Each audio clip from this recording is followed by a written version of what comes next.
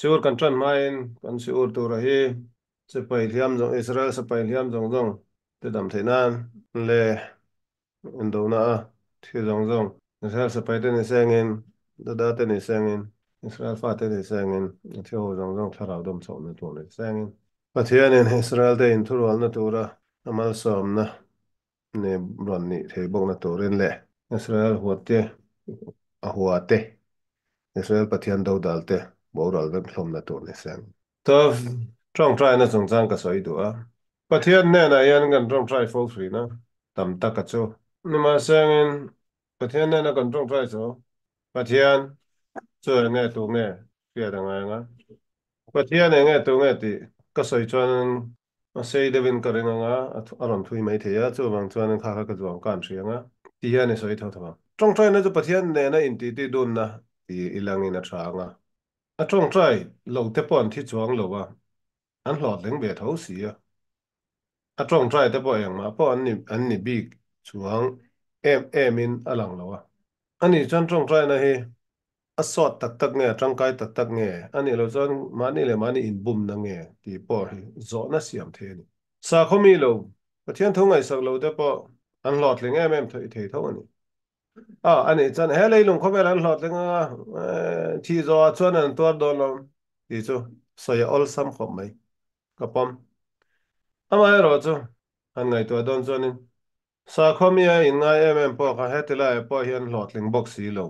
van ram lama po chuan hlot ling an ti garanti kho yang nge ne ya hetila hlot ling lo chi tho pe lo wang le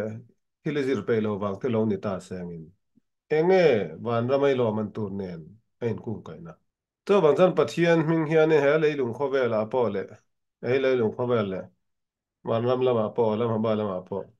papan hi ni an chan the ani lo man so bang chan in trong trai ta langin to po bar mi lo ta langin puar do nem ni pathian chu kan sia lo le kan boy ani lo wa kan ma mo jong jong ti turin kan phut te lo ni nge pathian la chuan in kho vel leilung kho vel jong jong ka siam sak to che wa dang chu nang ni in thop tur ani in to del tur ani ti miau sia sa khomen khanin engkim kha pathian in meron ti sak turin ka nge the ke man engma ti mi alovin chu chu rin na nge rin na kal suar nge rin na he da wanga khateng khan om nge ka tha chiat wang zong nge to zo mani le mani theu kha in zo vek tur ania enge ka din mun pathian le ke ma in kar ai nga po chu ni sengin ti hian han soi le don ta pathian nen ka in kon du a pathian nen a ka tong trai na cho a thlen ka be ka du chuan pathian cho eng tin nge ka hmuang le ruam nei lo taksa nei lo khovel dan zong zong le kalphung zong zong hian atuam phak lo aban phak lo mi hring hriat thiam nei aban phak lo beyond comprehension mi hring thlak en aban phak lo rual ani a pathian cho ani chuan eng tin nge kan in mel hriat theiang le ti han zo dam tai le is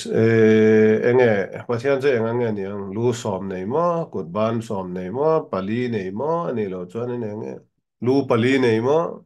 ani lo chuan in crossa in kheng bet mo ani lo chuan in eng mo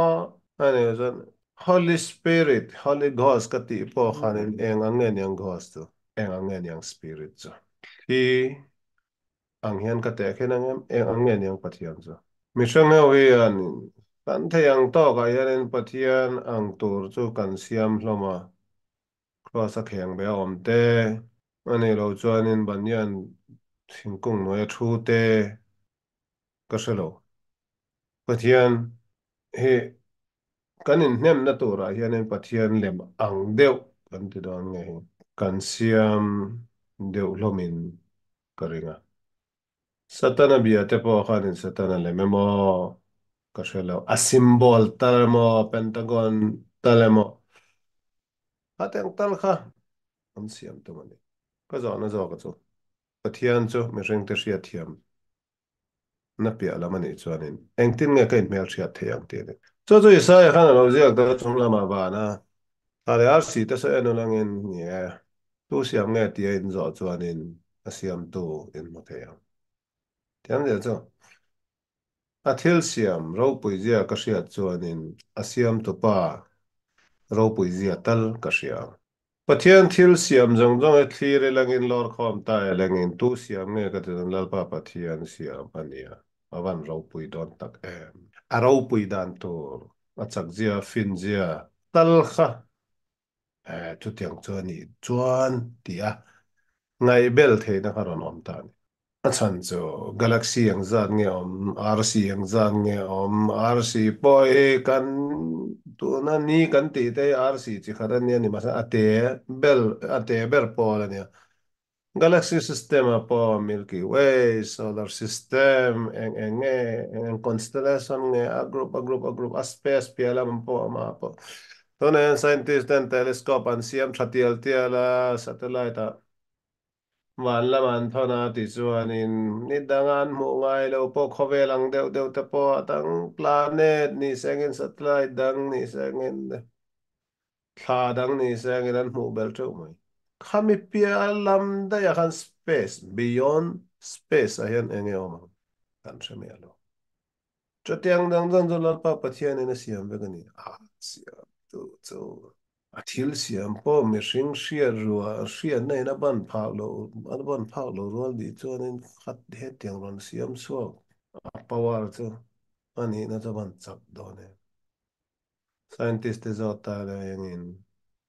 beyond space ayan enge oma tunge chang thea light year, billion, billion, billion, trillion, trillion, trillion, trillion, trillion, infinity. Piala ma son enge omang. Tunge chang thea. Khati lai po khano zu thleng thei po lo ni lang in pathian khan ala huam tho tho. So man chan mission ria thiam nei na ban pha rual ani lo pathian. Ni ma san lal pa pathian hianin azal nei te mang hianin ama mu chu dan tur kong meron ko mu a athil siam ro pui da na tangin a ro pui zia i chu ka nga a ro pui zia ria chu chuanin ama i manga ya ngai sa nga ngai sa na tang khan manga ina te poron piang the ya nga a ro pui na ria ta aturu zia ara phlag zia e mu chuanin i ria chiang chuanin e thin lunga ama chi na kha ala nam the ya ke man ka fuan ni lo chu rambam rabi ro pui deuh mai in hilkhot yesterday tora ati le khabua khanin azia dan khami zo tonga minaran ria thiam thei torin karon soi mai mai ne ke ma tang ni tiam da jolal pa pathian ro puja kan ria chuanin mi kan ngai san te hrian sha kan ni duwa mi kan ngai san te em chu ngai na na kan ne ya ti chuanin ke ni nen an ni ro puja an pawar an thunei zia te kha ain thlau lutuk chuanin ke ni lama tanga kanin ngai tua chuanin an ni ma kan kanin pha niam mai ani kan tri mai kan za mai ani khateng che khane lalpa pathian ro puina sia chani ngai sa nga ngai na nga ama lama tran kha icha ka nga pathian mangai na hon piang mai ngama nen te khin tora chon nang ma khai ngai tua eng mai ni lo ja sia chuan chen han sia chen chuanin in ngai tlom na in thlasong na za na ama tri na aron piang mai a keyword che nge kan ti chan contemplation ani lalpa pathian thil siam ho hi thadevin thlir ro asiam tu ria tu chan pahat perché avot anti a sonin mishna ania al tistakel bekan kan ela ma she betocho thil I en huna I thlir huna hianin thadawe I bi chian huna hianin apon hlang chau en so a chung ril en ro enge chung om khovela pathian thil siam zong zong he en ro le a chung ril ni na kha bi chua tum ro eng mo torin ni ringem atom ma Judaism a chuanin thil divine spark pathian ni na track si ane lo chang hriat ol sam torin sap trong kam han don chuanin life force oh chu chu pathian ani ka tilo divinity elokim ani ka tilo elokut ani itlu lo ngo ithliar sang pathian na kati pathian ka tilo chu te ang chu vai terminology kam han don chuanin life force prana pran shakti anti ne khan ein ko ka ni chu ma hriat thiam theina to ra chuanin kabalis ro pui deuh a result anti pa hian lung po hianin non na thlaraw ani ni nge mihring thlaraw chu ni lo ve ni ma sengin ne fest ani yon zia chu awal thei hiat kan hriat thiam thei dan tura ka ron soi fia du chuanin thil zong zong hianin physical property chemical property ani lo jong chemical reaction a law a om veka ni scientific law of the nature zona in siam thei chu atom chung a po kan ti don nge proton neutron electron te po an vir vut vut maya speed chak tok hianin electron te so neutron proton ti chuanin chemistry lam zil sang hoin in hrianga an hre chiang em anga a weight po manga atomic weight ti chuanin neutron om zat electron om zat element zong zong ai nei nang lem lawanga ma sang lo an ni shewani scientist te chuan ni an vir kwala okay a nuclear kim vela khan neutron electron proton te kan vira speed sak tok mai khan ti chan soi the ni ma se eng force in nge ti vira ti kha magnetic force kan ti mai don mo magnetic force eng in nge khami force ka pe ti khan an zo karin zo le zel don chuanin atom na chuanin question mark a kanom don khabe lang tin ma siam big bang chu aron puak ke chu aron puak ke ma khan enge om a nebule ma khan le ka shelo aron puak ke atang khanin ka chu the khami ma khan voi ngang puak ke to khateng khan nebule kha eng zan nge lo om to pakhat chok mo ka shelo an she to mai thei ka shelo yom ja tu mission thluak hianin limit kan nei ani level dang da ani experience ka so bang chuan lalpa pathian kan dong a wan chung lama te van angel ji nga te khoi tilai lai khu ate pilgrimage center ate calvary ate jerusalem ate makpela ate hebron ate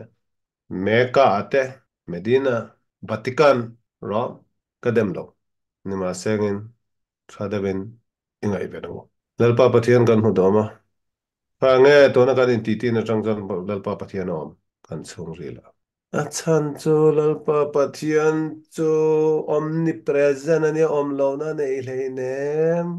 van chung sang ber a om ang bokin lei nuai nung nuai nung bera po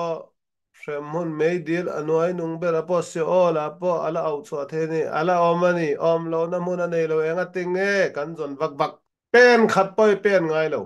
chung ri la a om reng a lom ingai ven lo mai mai mu lo mai mai ni ka kan ma mo cheng ma dang ne o thang har na chaw ni kan chung ril ni na ria thiam dewa thang har khani kan ma mo ber pathian kan mu chak chuan nang ma chung chaw ani loi thenom te mi hring kan ti zong zong chung ri le an ni na chung ri la yan pathian om ve kan ni society chung a po i huat em pa chung ri la po pathian na kha om ani ti chho in huat na le in en na le in do na le buai na zong zong hi khoi atang nge ran chua kan ti chuan in kan chung ril sa pathian na kha kan in za ton lo na tharau mit del wang mai mai ni mani chau dik in ti na mani chau pathian mi kan i to amo adang ho zong zong chu disqualified vek ti ngai na thin lung lalpa pathianin mihring chu kan an puin isia mangu ti chuan isa khomi chan pui lo sa kho dang po kha pathian an puya siam vek an ni chu tiang jong jong chu i pathian isa khom mingin i cancel vek mai chuanin chu chuani adik lo bera chu sa khom minga in kan in do vak vak na chan po he ni mani ngai dan chau dikangai lalpa pathian hianin nia Israel fate du thane kan tia zentel dang te ngai ne mia lawania zol nei zana pocha zentel rama neneve khwa annun rong le an sual na atanga piang thar toren khami Israel zol nei pacha zentel ten hen atirani Israel te pathian chan zentel te mai Israel te pathian por shelo boral dai ro seu atilo reme Israel atangin neneve kwa Assyria ramani Assyria ho chu na ke na Israel nam bo ho ron shuai bo wa exile at shuai bo tur ho an la ni le nge sin Israel thian san ni me lo ania Assyria ho kha ni ma seng pathian thlir dana dangani so van zan zan na po khan khai khat la khat sat la her kharat pathian thu zor shil tur Christian tanga ka yang na dan zan kan mel ma tan ne na gospel nun na jo the da to a mission khan hol to mani ni ma seng en kem chu pathian thu thu nia tui phone thipui sanghapui adol tira a chan chin chu kan thrivet cho wang chuanin Bible thadeva kam sia chuan Israel ta chuanin nam du thlan ani nam thlan enga tan nam dang te sa khodang te kan sial tur ne lo sa khodang ani lo jan nam dang te atu po akal suala nom chuanin chan himna tura kong dik ko mu tu kong dik ka ti hona sa kho chanel chau ani hrim lo ania mi hring fel ni ro hodik non pui ro civil law thade ben zom ro ani chan le tong trai na jang chang ne kan sai tong trai na hi chin hin ka shena ma do dai je ma hian se dor bo ka manga ka tong trai na pakhat ania ke ma me mal eng kim ka ma mo zong zong pathian ne na ka thlen ka hrian pa emo ka pa emo anga ka du ka soi kum chu pa chu tong trai na cha enge in thla na ai nang mi alo ne pakhat chu tefila ka tianga pakhat chu bakasha ka tiang request personal request tefila ka tia chu sakharin min kha arvit compulsory voi khata ni khata voi thum jing chun chanulam le lai zan ti chu jing chanulam le zan sakharit arvit lo sakharin min kha arvit khami tong trai na kha cô ni puya cô ni khwa te sabat ni ate chu kan la ti thoni ni e ku le sabat a chon musaf additional prayer kan bel cha sakharit zo ason ni ma senkha kha atong trana ka kan thlir chuanin plural form lir kan manga mani mi mal a hei kama mo hei mi ron pero ti hi om lo ni atom na lokai ne chol lesson sheli ti a khan kha kha chu extra mai request mai ne bra kha potling to lo baro ka ta pom to lo committee lo kha dang ho jong kha general in plural form in kan nge na ni anak no okay no no our us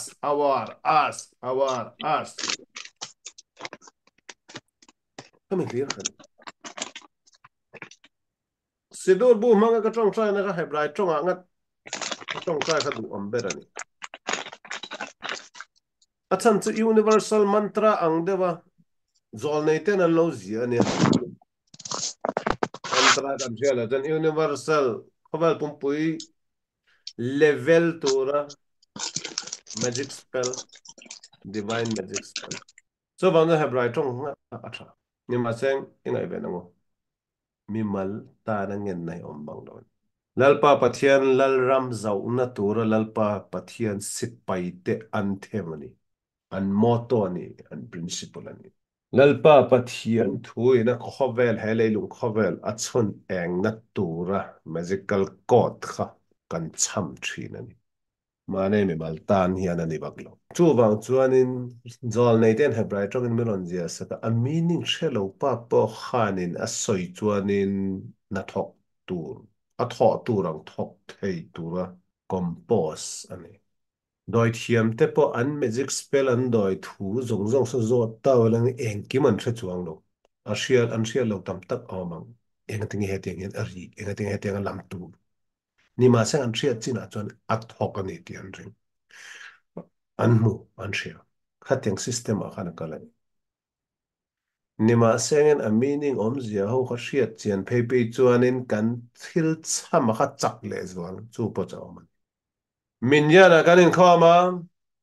amol ber paporon kala amen ti mai tur po en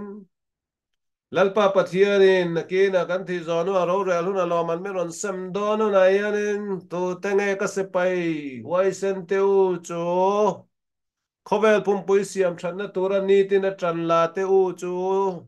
có vẻ là thím lai chun em có vẻ là tur lai veng him tu teu nghe le lo man ka pe du chu có vẻ tur lai vong nget te u chu tu te nge ti chuanin ni tin sakharin min kha arvit prey ho khana lo man an dong don an ma ni mi mal level tiran ti chuan lo universal level a khovel chetur lai an lo vong nget awang per ke avot in en chuan in thil pathum awang hian khovel a ding ani a chelawan pakhat chu tong trai na ni mal tong trai na ni lo khovel tan tong trai na ni ma seng atang kai na chu lo man don hu na khovel dom tu te guardian of the universe lo man cha sang don yo in sa to em beyond our imagination ani awang khanin chu tiang de zol nei tet chawen khat tiang mantra kha magic spell khan jiak thei ti shelo chu wang chan baru gata she melo ke nu mele khaulam hemi no sun ni an zia dani ka tleng thei lo a chan chu eng thin lung eng kavana eng intention ne an zia nge kha kha an spiritual wisdom kha ka thluk lo wang khanin ka ngai dan ka tho thei lo an zia sa kha an spell kha ka mang mai tur ni Rambam kan ti rabi ming thang deuh mai halakha lama po religious law lama po ming thang me ma ming thang ber pol ti len kan soi suwa khel lawanga Rambam man ti rabi Moshe ben Maimon ama chuanin tong try na sel le shrai halakha azia na hian ni e tong try mo mi mala tong try po thil tha ni tong try hun bi ne am oi anei lo eng tiglaya pon ni leng leng ai tong trai thei chuanin a thalu tu fucking omro chu teng ti thei ni so aron ti tane eng kin nge ni leng leng in ka tong trai thei ang kel tereu te a po elom chuanin lom thu thil ro in herna piangin pathian tran pui nai mamo chuanin ngen ro dil ro eng tin nge inun dan tu re che zia tu eng tin nge khosak dan tu dau rin lel na ria thiam lo tiani ti langa thang ti tha chiang lo ma zot ra ima mo zong zong imi mal him na zong zong ilung ngai na zong zong a pathian auro pathian som tel ziaro chu personal matter zong zong a hian pathian som tel ro to na hian universal thong try na kan soi to no mi mal level ani chu chu en sha da ethin longa I feel dan tak tak a soi ro eng tik la ya po salai ten en ya zon ka soi thin na lom no lai rim don po en thong try ma sa phot ro ani lo pui zu rim lo na tur te in swala itluk lo na tur ani no la no nen thong try ro zaksu I thong try lo wa tran pui na po ngel lo wa swala itlu zo khal hau zo ro zak zo ro I exam don final exam e pe na bol I pe don I trong try na nge I lot lin tak tak du chon I trong try na nge ino la ri ma khan ni nu pui tur le mu nu pui lo tur nei swal le nei fu tur ai nga ta ni nu la rim dana e nga ti ngai trong try lo Ewan zane siam thuang en ka soya dai kil kom kara aru ka kan che donu na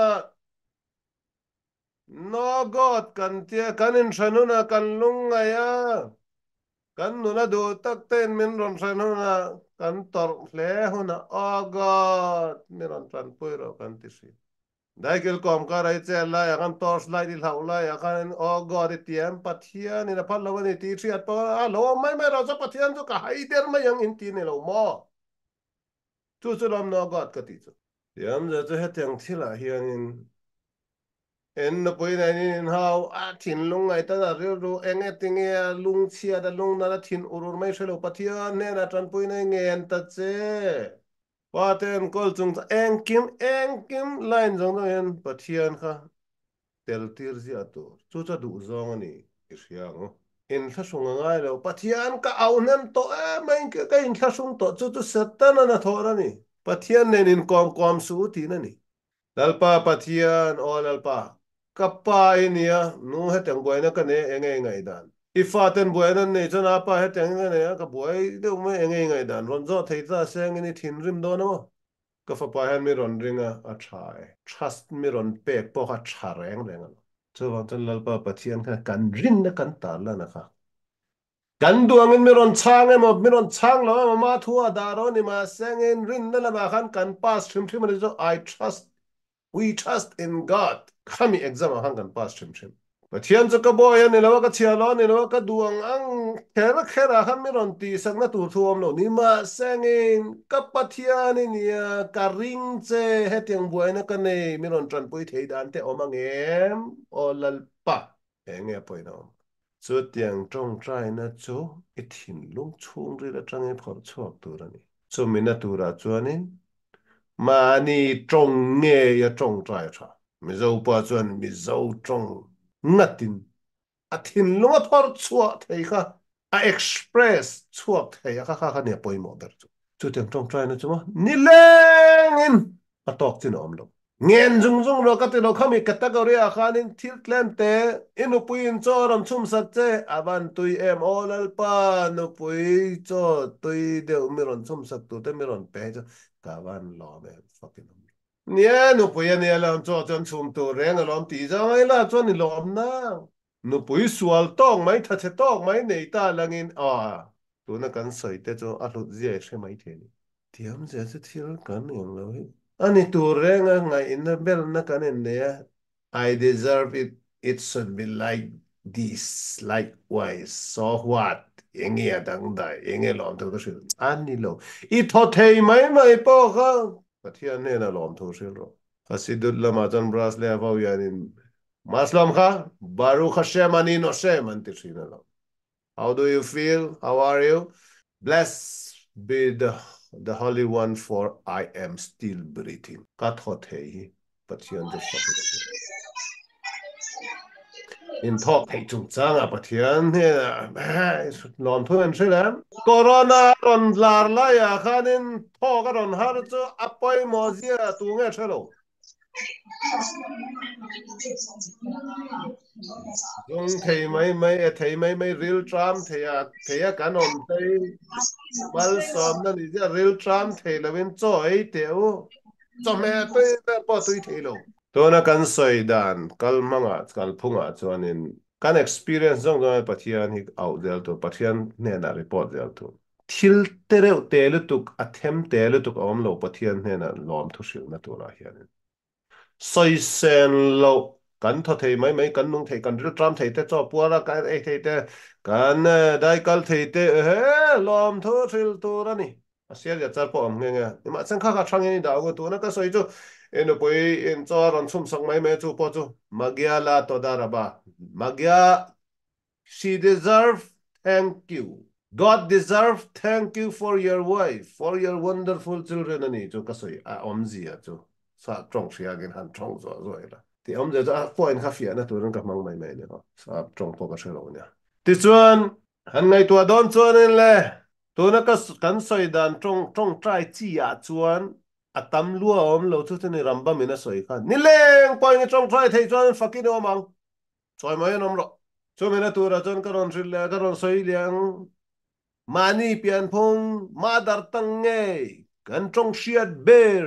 khaman khatra achan tulal pa pathian nen intimate conversation ani private conversation ani khamina tura khan lal pa te ban phara khe nilo daily casual conversation ang hen tuna pan olal pa kapen nan ka bazar na hen meron tran pui ro he khok lei turin kalmo olal pa kanina nen in mil tur ka phei khok nei na tura hen meron tran pui ro pathian tran pui nei don chuanin i du khai mu thuai mai yang pathian tran pui nei hu lo chan dor zong zong i fang vek nga tom nai lu masak na bera tlai lama khatirai ka fu ber mai ni ma seng ni lengin equal to ani i hun kha oi omani pathian tran pui nei dong lo ti na ni so phei khok lei na tur mai mai a po in zo don tai langin in pui pol don a po hianin trong trai na chang po hi tu nge sia ni ma sang kham ya han ka lu don no yang te trong trai tu a fia to karin universal level a sidur mak zor te man sho universal level ania atum adang de ni alo man poro pui lu tu ni ma sengin pakhat request personal request kan ti a le trong trai na ran chu mi mal trong trai na chu mani trong nghe eng tik lai à po choi don à po choi kham à po zin don à po zin zo à po một don à po eng tik lai à po exam don à po nularin don à po eng kima pathian kha tel tir fo kha tra mani trong nghe in khamina tur har au tur ngai lo amida principle ka kan mang thei e trong ka ina asa asoya kha ibeng chaw en tharo sa ibula ompa po khan shiat ngai lo lo to nei se ka lalpa pathian a thela to aruka tu ma shia lo tu aruka mi ide mi beng bula iti pa kha a chevekani so van zonin e kari i benga lu thei tro tro e bula mi ina a shia lo wa po khan e do pathian ne na zak mia lo vini soi thei chu suggestion ani a chan ka ron so yin a chan chu mishing hian in thlarau thu athum nei in han shia ai lengin neshama ruach nefesh hebraic concept a chuan hebraic terminology ko man nesama chu kan thin lung ngai to na nen in kung ka ania ruach kan ti kha kan thu soi theina nen in kung ka ania nefesh kan ti kha kan action nen in kung ka ania nesama kan ti jan divine spirit divine soul ti in kan ra hrianga ruach kan ti chuan in spirit ania nefesh kan ti chuan life force kha ani ran thisen in ei turan lo tui angin in boturani tui bo angin in boturani a chan jon nun na kha a thisen o mani abangin khamin nun na tia kha ruwa khan lawa ne sama ni lawa ne fesani tharen ngai tharo mun kan nei lo bang ka soi zo zonga fia lo po ni danga kan sil fia mai dan lalpa pathian rong mo na turan dimension pathum o mani layer pathum o mani pakhat thinlung ai to na pakhat kan tho soya pakhat kan tho chwa chu ban jang ta tong trai don huna po hianin khami dimension pathum kha ani lo jan khami layer pathum kha kamang tang kai tu ni adeng ngai ben lo trong trai na kan ti chon hebrai trong ate fila hi pile la trong non kala ne ani na tur taka chuanin analytical analysis ani ti om zia chu thil thil thade ba ka bi chian hi ani ti om zia chu ka trong trai don chuanin kan ne sama kha mangin ka huwa kha mangin enge ka soitu kha thade ben ka bi chiang tur ani chu hebrai trong a iyun سيخلي إيون بالساخل أنتيني scrutinizing analyzing with your mind with your intellect خمي إذا كان روح كتي جون روح تو spirit أنا روح تو هبراي ترون أحيانا a meaning دang بعد تليني بنتي تلي spirit moving air أتان تو إترون ترا إترون هنا أحيانا إتوتشوا إما إهيبلو دم أني thọ chuak lo wa hian hi blu lo wa hian hi thọ chuak emaw hi blu lo emaw hian i tong thei lo a ri awm dawn lo chu i thlarau ne chu wang chuan na chin ka soi a ri lo whispering pawimawh lutuk amida arimi arimang arizo mang lo kan soi pawh kha ni silent prayer ni ma se ngoi thinking prayer ani lo a soi chua awm na tur khan whispering nefesh level a khanin action ani abang khanin asidut lama hian ti hian an so nefesh action e tong thana khanin i thin lungai to ana e ngai to i mui ti chemi alo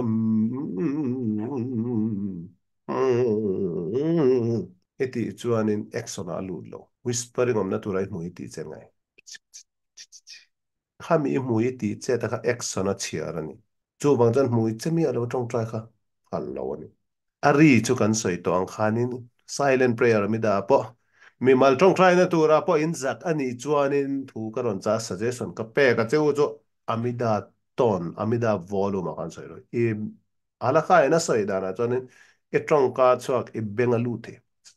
i bengalu thei chin che i bullet thian pa point a hriat ngai lo hriat lo chin tro i ta na ri mi dang tan ri lo kha moving lips hituk sapatai man tia kha po action ani mizo tronga mi mal trong trai na zong zong khami dimension pathum kha iman chuanin thuak levela trong levela tho chua levela e thlarau pathum neshama levela ruach level a nefesh level a nefesh ka thisen ani ba kan thisen nen kan ti sa kha itaksa jong nen thisen bek hin ria itaksa ne nai lu ka chu chu ne action kan ti sa thila ni to chu chu ne so wang chuanin a fia tao lo chuanin dang a me ram request le dan kan pot fan le dan nin du ta a top ne ber tu lom thu thil dan tu thil na tu ra chuanin ten e ho yanen enge khanti khanti ngel zo emotional intelligence na khan hei poi ma hemi hi kan la pot fan lo wa sa lom thar sil theina tura hianin tian isayango lom thar sil theina tura hianin enga tenga kan lom lo sia danga ya kan lom lo na chan chun chin ka so kan so yang khan in thil hi mobile mail la ka ti understood ani tur renga ngai samna I deserve it ka phulom chu chu ka nei tur renga lo ka chunga thleng tur renga lo no chu normal ka lak mai e yani lo ka lom thei lo na tin pakhat a chan ka lom thei lo na pakhat le a chan ka thluak he ko control zo lo ni ka thluak ni lo ka emotion hi ka feeling hi hlim na le lungai na hi hard ka feeling a hian en ngata ka feeling ka control to ni khamina tura khanin tips an pe ka jo ke ma tanga ni lo wa tu nge soi po ka to lo wa ni ma sengin emotional intelligence lam ya in kung ka ya so ya ni ya sa da ka cha ka ti ro ti om je cha it huak it hin lung I ma cha ruak kan ti don nge emotional condition kha nang khanin I control ngani AC a temperature du anga I control ang hianin as lum tur temperature sang tur niam tur avot tur lum tur ti kha as a remote khai nei ngai ni chumena tur a chuanin ma sabera kan thin long kan thobeng na tura rel ro chia kan put lem lo na tura yan ma sabera yanin mi dem hi sha lo photilangin kan so yan khanin pathianin a thaber tura ama an puya sia mane kan jodem a khanin ke ni khanin kan soi sual nem tial tial mai roma khadem lo photilanga a thai lai chunga jan pakhat nak tu ka enge o ke yang enge o lo niang enge o khovel lo to bange thadwa lo ram a oi oi ka ri ru ha oi oi oi masang khan khu masang thil tur suang to a ril ru lo ti ha po ha pathiana rin na lama tlak cham na bawani pathiana reng ro everything is going to be okay be Ezra the same by the grace of God naktuk ti su voi na hen nuam de ben nung phot ro naktuk kha chu naktuk ka aram thleng le mai future tur ngai to alok lo to kar ru kha voi nei thil ti tur poti man lo ka par ru kha that wal du tan that wal thot fot wal par om lo se nang ma le in chung ka siam tha phol ni mai kha poi mo zo nang ma le pathian in ka kha siam tharo that wal ra po chonin an magedon in do na ron ni ron om sengin gok le ma gok pa lo ma seng nal pa pathian a mi thiang nim te achan him dol lon engei hlawe me ba pathian le nang ma en ka siam tha langin thau tu thom the ne rong tha salo lo si pa lani point mar ta thi ni mai lo enge poya teng khan ne de ba thi le ngai da ni om a khan lama chara masakan kum som ni ma khan e pa he ti hian mi ron bia tun thang hian kalung ala na ni o kana thin ri mani ani lo ka lo ban ti sual ta kem oi kun liam to siam tha thei to lo ma leave it kalsan ro in chia to su iril ru ti chemai mai lal pa pathian ne na ngai dam ngel langin ni e lo ti sual ta ma zu kal lang ngai dam zu ngel la ni mai la me ngai ti ara la tangin ngai to kum som ni ma ga ne teng ka lo hre su ala ka lo thian ka lo ti cha tiang ka lo cha me lo ngai dam lo ngai dam zu ngai to ai chon zu kal ngai dam zu ngel la to ka ni mai kai la sun kai ka zak lo kal to lom ko kir le tum ma la ngon kir le to no no nge I thin lo ngai to ai sa bak ngai to ba wa I ha thon mai lo mo pakata jon thil trai ti re ngai mi dang ta tang hian in thil trai ti khum na te tang hian thil an ni a tang hian in thil trai be sei let reng su I be sei po le be sei na san po le I be sei angin an ron om lo huna an chunga ilung an mai don ilung che mai don thil trai ti point pathian mingin ti ro an ni a tang a thil trai I be sei awang ni su se chu chu ne thuruk chu pathian mi ngai ti chan lalpa pathian thil tha ti chu zep tum maleng shelu to ala man tu zaran pe em ang je kha thil tha ti khum pa atang kher kher kan ani zia lo I be sei lo deu email shiat pon mang lo voi khatin sia ama tang khan in favor i be sei phak lo lam i dong mai ni chu cha kal da ni i sia ngo chu wang chan mi tam tak hi